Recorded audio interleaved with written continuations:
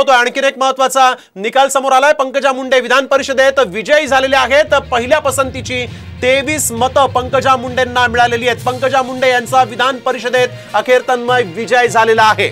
अगदी आणि राजकीय पुनर्वसन भाजपकडून करण्यात आलंय पंकजा मुंडेंचं, त्यामुळे त्यांना पहिल्या पसंतीची मतं निश्चितच मिळाली आहेत आणि त्यांचा विजय झाल्याचं पाहायला मिळतंय। अखेर पंकजा मुंडेंची वर्णी विधान परिषदेत लागलेली आहे आणि ते आता विधान परिषदेत असतील।